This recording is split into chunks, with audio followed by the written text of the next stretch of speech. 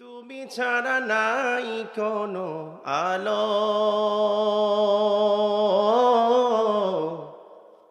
তুমি ছাড়া নাই কোনো আলো।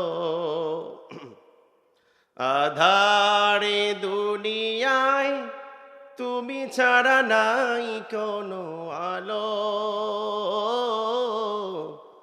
তুমি ছাড়া নাই কোনো আলো। ইয়া রাসূলাল্লাহ, ইয়া হাবিবাল্লাহ, ইয়া রাসূলাল্লাহ, ইয়া হাবিবাল্লাহ।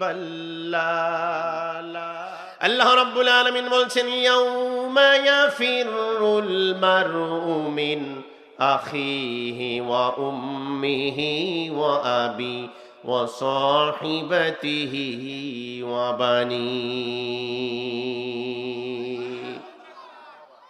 জোরে বলেন আল্লাহু আকবার। আল্লাহ রাব্বুল আলামিন বলছেন, শোনো বান্দারা, আমি আল্লাহ রাব্বুল আলামিন কিয়ামতের দৃশ্য, কিয়ামতের বিভীষিকাময় সম্পর্কে তোমাদেরকে জানাচ্ছি। দুনিয়ার মধ্যে যে ভাই, যে বাবা মা, যে বোন, যে বন্ধু বান্ধব, যে স্ত্রী সন্তানের জন্য তোমরা পাগল পড়া হয়ে গেলা, দিনকে রাত করলা, রাতকে দিন করলা, সুদ ঘুষ হালাল হারাম কিছুই বুঝলা না, ও বান্দা, তারা দুনিয়ায় ক্ষণস্থায়ী তোমার সঙ্গে চিনবে অথবা ভালোবাসবে, কিন্তু আমার কিয়ামতের ময়দানে বিভীষিকাময় তারা তোমাকে পাত্তা দিবে না। আল্লাহ রাব্বুল আলামিন সে ব্যাপারটা বলছেন, ইয়াউমা ইয়াফিরুল মারউ মিন আখি।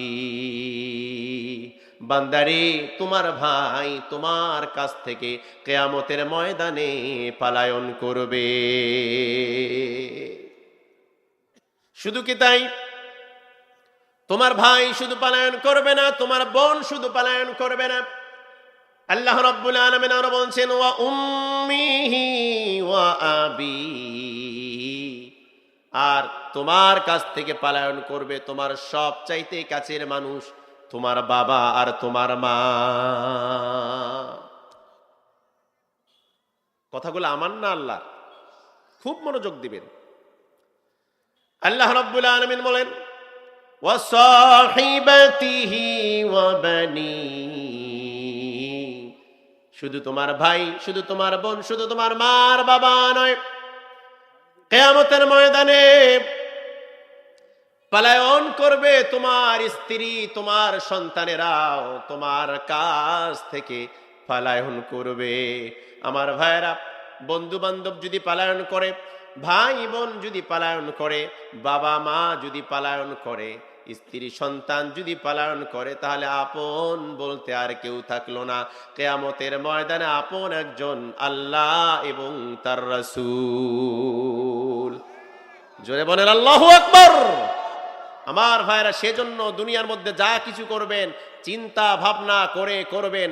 বাবা মাকে খুশি করতে গিয়ে, ভাই বোনকে খুশি করতে গিয়ে, বন্ধু বান্ধবকে খুশি করতে গিয়ে, আত্মীয় স্বজনকে খুশি করতে গিয়ে, নেতা নেত্রীকে খুশি করতে গিয়ে, রাজনৈতিক দলকে খুশি করতে গিয়ে, পীরকে খুশি করতে গিয়ে, স্যারকে খুশি করতে গিয়ে, যাতে আল্লাহর সাথে গাদ্দারি না হয়, যাতে রাসূলের সাথে গাদ্দারি না হয়, আল্লাহ এবং তার রাসূলের সাথে যদি নাফরমানি যাতে না হয়।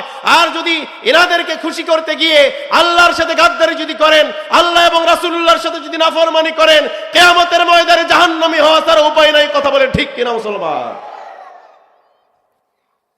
কাজেই এটা হচ্ছে আমাদের জন্য ক্ষণস্থায়ী জিন্দেগি। অল্প কিছু হায়াত দিয়ে আল্লাহ পাক আমাদেরকে দুনিয়ার মধ্যে পাঠিয়েছেন। সুবহানাল্লাহ বলেন। শুধু দুনিয়া কামাই করার জন্য নয়, আখিরাত কামাই করার জন্য, যে আখিরাতের শুরু আছে, আখিরাতের কোনো শেষ নাই। আসুন আমরা আলোচনার দিকে যাই। যে সূরা আমি তেলাওয়াত করেছি, সূরা তাকবীর, আল্লাহ রাব্বুল আলামিন এই সূরার মধ্যে কি বলছেন? আল্লাহ রাব্বুল আলামিন বলছেন, ইদাশ শামসু কুবিরাত ওয়া ইদান নুজুমু কাদারাত। জোরে বলুন আল্লাহু আকবার। খুব মনোযোগ দিতে হবে আমার ভাইয়েরা। আল্লাহ রাব্বুল আলামিন বলছেন, আমি যেদিন সূর্যকে একেবারে গুটিয়ে নেব, সূর্য যেদিন আলোহীন হয়ে পড়বে, আমার ভাইয়েরা আল্লাহ রাব্বুল আলামিন তারপর বলছেন, ওয়া ইদান নুজুমু কাদারাত। আল্লাহু আকবার বলেন। আমি শুধু সূর্যকে গুটিয়ে নেব না, আমি শুধু সূর্যকে আলোহীন করব না, ওয়া ইদান নুজুমু কাদারাত, আর আমি আল্লাহ রাব্বুল আলামিন তারকারাজিগুলাকে দুনিয়ার মধ্যে নিক্ষিপ্ত করব। খুব মনোযোগ দেন। এই দুনিয়ার সেদিন দুনিয়া থাকবে না। আল্লাহ রাব্বুল আলামিন সূর্যকে গুটিয়ে নিবে, সূর্যের আলোকে আল্লাহ পাক কেড়ে নেবে। আল্লাহ পাক চাঁদ, সূর্য, তারকারাজিগুলা আল্লাহ পাক এই দুনিয়ার মধ্যে নিক্ষেপ করবে। ব্যাখ্যার মধ্যে আসতেছি একটু পরে। আল্লাহ রাব্বুল আলামিন তারপর বলছেন, ও আমার হাবিব, আপনি আপনার উম্মতদেরকে জানায় দেন, ওয়া ইদাল জিবালু সুইরাত, ও আমার হাবিব, আর যেদিন পাহাড়গুলা চলমান হয়ে যাবে। আপনি দেখেছেন পাহাড়গুলা ওই যে বসে আছে বছরের পর বছর। পাহাড়গুলাকে আমি আল্লাহ পাক জমিনের জন্য পেরেক বানিয়ে দিয়েছি, কিন্তু যেদিন কিয়ামতের জন্য সিংহায় ফু দেওয়া হবে, সেদিন কিন্তু পাহাড়গুলার পাহাড়ের জায়গা থাকবে না। পাহাড়গুলা চলমান হয়ে যাবে এবং পাহাড়গুলা আকাশের ভিতরে তুলার মতো উড়তেই থাকবে। সুবহানাল্লাহ বলে। আল্লাহ রাব্বুল আলামিন আরো বলছেন, ওয়া ইযাল উহুশু হুশিরাত, আর আমি আল্লাহ রাব্বুল আলামিন ও হাবিব তোমাকেই বলছি, তুমি মক্কার মানুষদেরকে জানায় দাও তথা দুনিয়ার মানুষদেরকে জানায় দাও, আর সেদিন তারা তাদের সবচাইতে মহামূল্যবান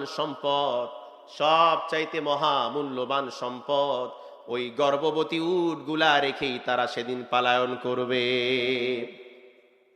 কারণটা কি? কেন আল্লাহ রাব্বুল আলামিন উটের কথা বললেন? এই আয়াত কারিমাগুলা যখন নাজিল হয়েছে, তদানীন্তন সময়ে মক্কা নগরীর ভিতরে সবচাইতে মূল্যবান সম্পদের নাম ছিল উট। আর যার বাড়িতে একটা গর্ভবতী উট ছিল, সে ছিল সবচাইতে ধনী আর বড় লোক। এই মহামূল্যবান সম্পদ উট রেখে সেদিন মানুষেরা নিজের জীবন বাঁচার তাগিদে পালায়ন করবে। কিন্তু নিজের জীবন কি বাঁচাতে পারবে নাকি? আওয়াজ দেন, পারবে? আমার ভাইরার জীবন বাঁচার তাগিদে কত মানুষ বাড়ি ছাড়ে, ঘর ছাড়ে, দেশ পর্যন্ত ছাড়ে। কথা বলেন ঠিক কিনা? এই তো কিছুদিন আগে রানিং একটা দল, আহারে কি দাপট, কি ক্ষমতা, 16টা বছর 17টা বছর কি নির্যাতন করলো, কি জুলুম করলো। এখন নিজের জীবন বাঁচার তাগিদে ক্ষমতা ছাড়লো, বাড়ি গাড়ি ধন সম্পদ সব ছেড়ে পালিয়ে গেল। কথা বলেন ঠিক কিনা? পালিয়ে গিয়েছে, কিন্তু সেদিন পালানোর কোনো উপায় থাকবে না, পালিয়ে বাঁচতে পারবে না। সেই কথাটা আল্লাহ রাব্বুল আলামিন বলছেন, ওয়া ইযাল বিহারু সুজ্জিরাত, ও আমার হাবিব, তুমি দুনিয়াবাসীকে জানায় দাও, আমি আল্লাহ রাব্বুল আলামিন আরো কি করব? ওয়া ইযাল উহুশু হুশিরাত, শুধু উট রেখে পালায়ন করবে না, আমি আল্লাহ রাব্বুল আলামিন সেদিন সমস্ত প্রাণীগুলাকে, চতুষ্পদ জন্তুগুলাকে আমি আল্লাহ রাব্বুল আলামিন একত্রিত করব। সব প্রাণীগুলাকে আমি আল্লাহ রাব্বুল আলামিন একত্রিত করব। কেন একত্রিত করব? কারণ কি? কারণ হচ্ছে এটাই, কারণ হাসরের ময়দানে তাদের কোনো হিসাব হবে না, তাদের জান্নাতও নাই, তাদের জাহান্নামও নাই। কিন্তু কিয়ামতের আগ মুহূর্তে তাদেরকে একত্রিত করব এই জন্য যে একজন পশু আর একজন পশুর সঙ্গে যদি অন্যায় করে, অবিচার করে, তাহলে সেই কিয়ামতের আগেই তাদের হিসাব নিকাশটা বুঝিয়ে দেব। অর্থাৎ একটা পশু যদি আর একটা পশুর ক্ষতি করে, অন্যায়ভাবে যদি গোতা দেয়, তাহলে ওই পশুটা তাকে গোতা দিয়ে প্রতিশোধ নেওয়ার পর তাদের মৃত্যু হয়ে যাবে, তাদের আর কোনো হিসাব নাই, নিকাশ নাই, তাদের জান্নাতও নাই, জাহান্নামও নাই। কথা বলেন ঠিক কিনা? আল্লাহ রাব্বুল আলামিন তারপর বলছেন ওয়াইদাল বিহারু সুজ্জিরাত, আর আমি আল্লাহ রাব্বুল আলামিন সমস্ত সাগরগুলাকে আগুন ধরায় দেব, আগুন দিয়ে সাগরগুলা প্রজ্বলিত করব। সুবহানাল্লাহ বলেন। আল্লাহ রাব্বুল আলামিন যেদিন কিয়ামতের ময়দানে, অর্থাৎ কিয়ামত যেদিন হয়ে যাবে, যখন তারকারাজিগুলা, চন্দ্র সূর্যগুলা আল্লাহ রাব্বুল আলামিন দুনিয়ার মধ্যে নিক্ষিপ্ত করবে, সাগরের মধ্যে যখন তারকারাজির বৃষ্টি হবে, তারকারাজিগুলো, চন্দ্র সূর্যগুলো যখন সাগরের মধ্যে পড়ে যাবে, আর ওই সাগরের পানিগুলো সঙ্গে সঙ্গে শুকিয়ে যাবে। বিজ্ঞান বলে যে সাগরের নিচের মধ্যে এত পরিমাণ গ্যাস আছে, প্রচন্ড প্রবল আঘাতে যখন সাগরের তলদেশ ফাটিয়ে ফেলা হবে, আর সাগরের তলদেশ যখন ফেটে যাবে, সঙ্গে সঙ্গে সাগরের নিচ থেকে প্রচুর পরিমাণ গ্যাস বের হওয়া শুরু হবে। আর যখন সাগরের তলদেশ থেকে গ্যাস বের হবে, আর যখন তারকারাজিগুলা ছিটকে ছিটকে সাগরের মধ্যে পড়ে যাবে, তখন আর পানি থাকবে না, নিচের গ্যাস আর উপরের তারকারাজিগুলো যখন ছিটকে যখন ওই সাগরের ভিতরে পড়ে যাবে, তখন দাউ দাউ করে সাগরের ভিতরে আগুন জ্বলে যাবে। অর্থাৎ তামাম দুনিয়াটা আগুন আর আগুন হয়ে যাবে। জোরে বলেন না আল্লাহু আকবার। আল্লাহ রাব্বুল আলামিন আরো বলছেন ওয়াইদান নুফুসু যুইজাত, জোরে বলুন আল্লাহু আকবার। এবং আল্লাহ রাব্বুল আলামিন আয়াতের মধ্যে বলছেন কিছু সংখ্যক লোকদেরকে একত্রিত করা হবে। এই আয়াত নিয়ে বিভিন্ন মুফাসসিরিন ইকরাম বিভিন্ন মত ব্যক্ত করেছেন। কেউ কেউ বলেছেন রূহগুলোকে একত্রিত করা হবে। এটা হচ্ছে কিয়ামতের ময়দানের দ্বিতীয় স্টেপ, দ্বিতীয় ধাপ। কিয়ামত যখন সংগঠিত হয়ে যাবে, তামাম পৃথিবীর মধ্যে মুষলধারে বৃষ্টি হবে, একাধারে 40 বছর বৃষ্টি হবে। তারপর আল্লাহ রাব্বুল আলামিন কবর থেকে মানুষগুলাকে উঠায় ফেলবে। আর মানুষগুলাকে ওঠার পর আল্লাহ রাব্বুল আলামিন প্রত্যেকটা মানুষের ভিতরে রূহ দান করবে। মানুষগুলো আগের মতো কবর থেকে দাঁড়িয়ে যাবে, আর মানুষগুলো হাসরের ময়দানের দিকে দৌড় দিবে। আমার ভাইয়েরা, আমার বন্ধুগণ, তাহলে যেদিন কিয়ামত হয়ে যাবে, কিয়ামত যেদিন সংগঠিত হয়ে যাবে, প্রবল ভূমিকম্প যেদিন হবে, আকাশ থেকে যখন তারকারাজির বৃষ্টি হবে, আর এত প্রবল ঝাঁকুনি দিবে এই জমিনগুলা, মানুষেরা আশ্চর্যান্বিত হয়ে যাবে আর বলবে জমিন তোর কি হলো রে?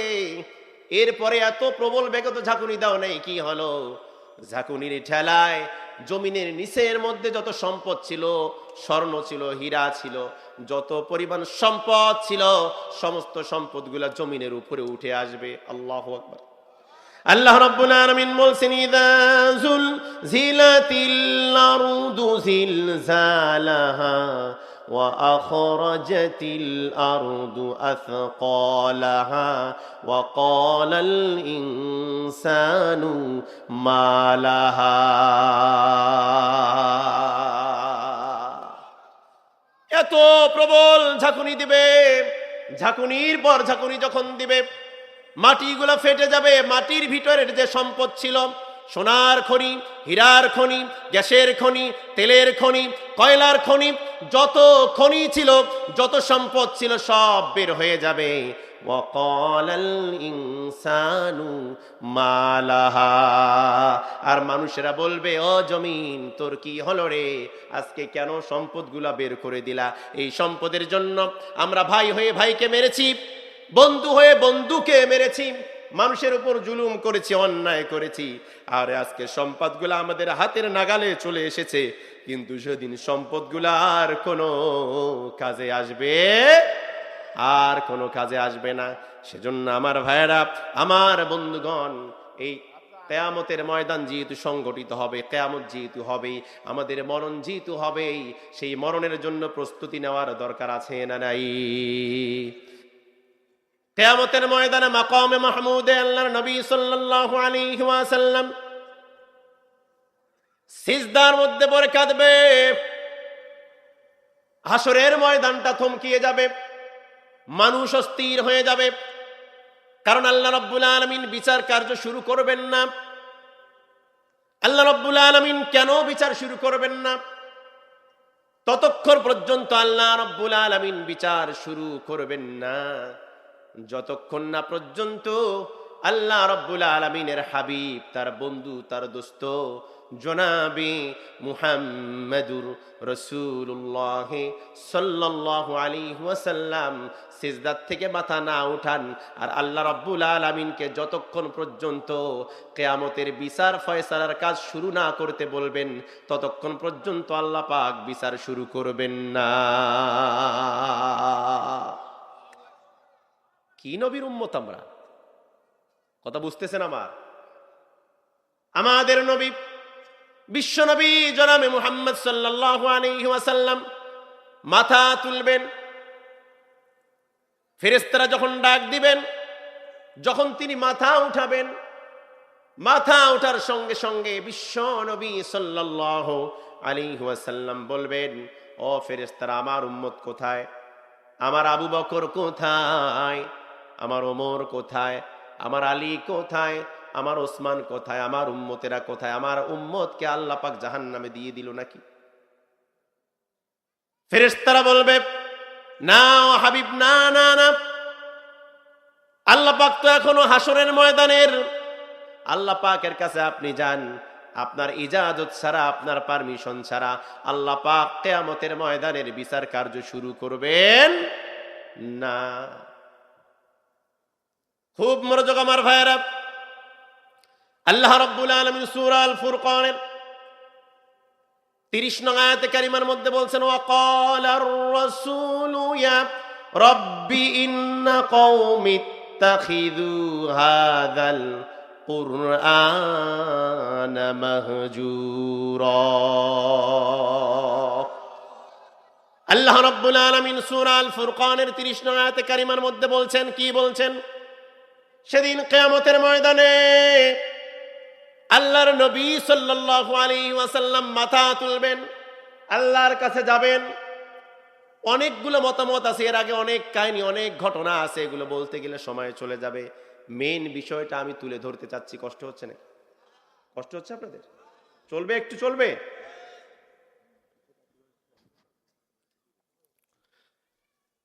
আল্লাহর নবী সাল্লাল্লাহু আলাইহি ওয়াসাল্লাম এবার মাথা তুলবেন। সাধারণত আহলুস সুন্নাত ওয়াল জামাআতের মতে আল্লাহর নবী কিয়ামতের ময়দানে শাফায়াত করবে তার উম্মতকে। এটা আমরা জানি কি জানি না? আপনাকে আমাকে শাফায়াত করে করে জান্নাতে নিয়ে নিবে।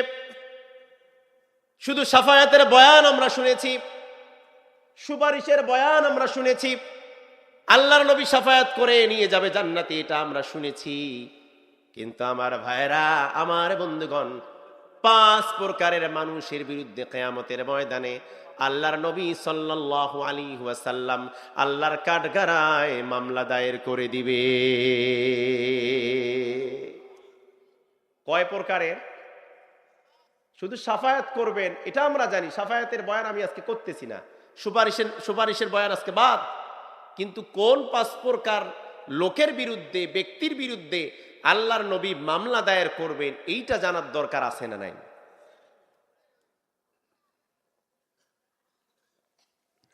আল্লাহ রাব্বুল আলামিন তার হাবিবকে যখন অর্ডার দিবেন, ও আমার হাবিব, এবার বলুন আপনার কি বক্তব্য?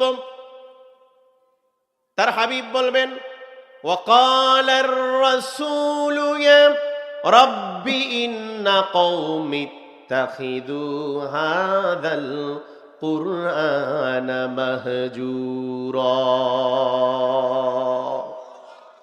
সূরা আল ফুরকান 30 নং আয়াতে কারিমা আল্লাহ রাব্বুল আলামিন এই কথাটা সূরা আল ফুরকানের 30 নং আয়াতে কারিমার মধ্যে তার হাবিব কিয়ামতের ময়দানে কি বলবেন কাদের বিরুদ্ধে কি বলবেন সেই কথাগুলাই বলছেন।